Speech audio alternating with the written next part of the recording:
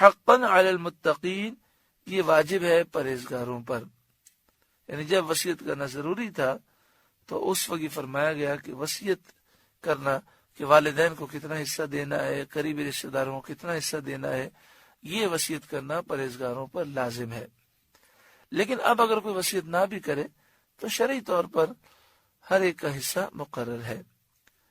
مگر عام طور پر ہوتا یہ ہے کہ لوگ مرنے والے کی وصیت فوراً مان لیتے ہیں. تو بہتر یہ ہے، مستحب بھی یہی ہے کہ انسان موت سے پہلے اپنی زندگی میں ہی کسی سنی صحیح العقیدہ مفتی سے پوچھ لے کہ میری جائیداد کی تقسیم کس ریشو سے ہوگی، کتنا فیصد کس وارث کو ملے گا. تو مفتی صاحب لکھ کر دے دیں کہ اتنا فیصد فلاں کو ملے گا، اتنا فیصد فلاں کو ملے گا.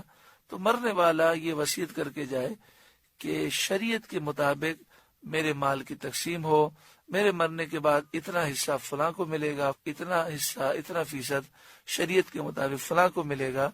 تو اس طرح فائدہ یہ ہوتا ہے کہ لوگ پھر مخالفت نہیں کرتے اور شریعت کے مطابق پھر مال کی تقسیم ہو جاتی ہے.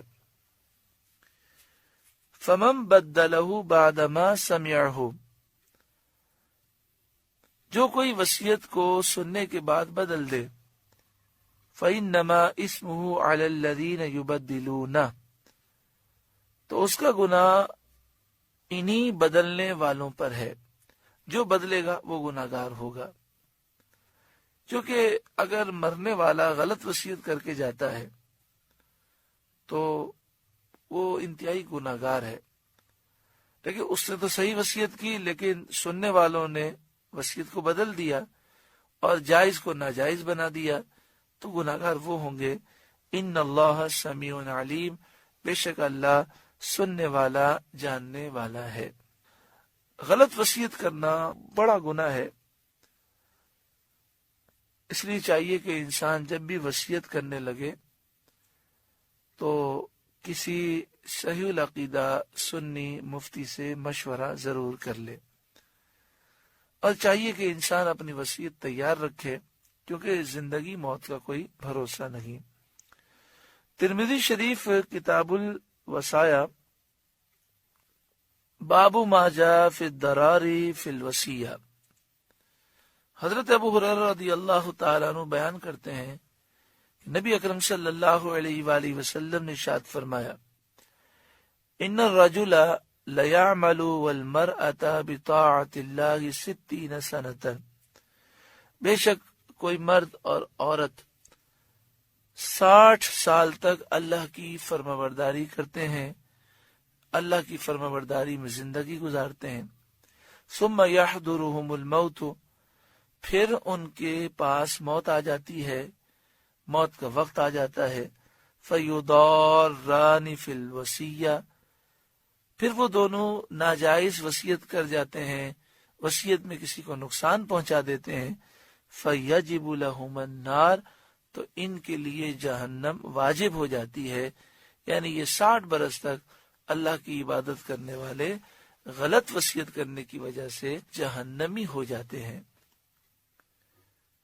فمن خاف من موص جنفا او اثما، پھر جسے اندیشہ ہوا کہ وصیت کرنے والے نے کچھ بے انصافی یا گناہ کی وصیت کی ہے، بے انصافی کی ہے، گناہ کیا ہے.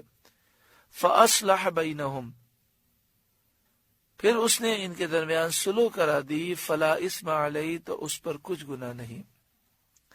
یعنی ایسا ہوا کہ کسی کا انتقال ہو رہا ہے اور ایک شخص اس کے پاس حاضر ہے، اس نے ایسی وصیت کی جو نا انصافی کی وصیت ہے. مطلب اس نے کہا کہ میرے 4 بیٹے ہیں، میرے ایک بیٹے کو جائیداد میں کچھ بھی نہیں دینا. یا اس نے وصیت کی کہ میرے پاس 3 لاکھ روپے ہیں، یہ میرے 1 لاکھ روپے فلاں کو دے دینا تاکہ وہ یہ کام کرے. او اسمن، گناہ کی وصیت کی. اب سننے والا جانتا ہے کہ یہ کام تو حرام ہے، ناجائز ہے، تو اس کا مطلب یہ ہوا کہ مرنے والے نے غلط وصیت کی. تو اب اگر وہ شخص جس نے سنا ہے اس کے علاوہ کوئی گواہ بھی نہیں ہے، تو باہر نکل کے وصیت کو بدل دے اور شریعت کے مطابق کر کے وصیت بیان کرے تو اس وصیت کو بدلنے کا اسے گناہ نہیں ہوگا۔ مثلا اس نے کہا تھا کہ میرے 4 بیٹے ہیں، 3 کو وراثت سے حصہ دینا اور 1 کو بالکل نہیں دینا، تو باہر نکل کے کہے کہ مرنے والے نے کہا کہ میری وراثت 4 میں شریعت کے مطابق خرچ کرنا، اسے تقسیم کرنا، فلا اسم علیہ، تو اس پر کچھ گناہ نہیں۔ ان اللہ غفور الرحیم، بے شک اللہ بخشنے والا مہربان ہے۔ سورہ بقرہ کا 22واں رکوع مکمل ہوا۔ اللہ تعالیٰ اس رکوع کے نور سے ہمارے قلوب کو روشن و منور فرمائے۔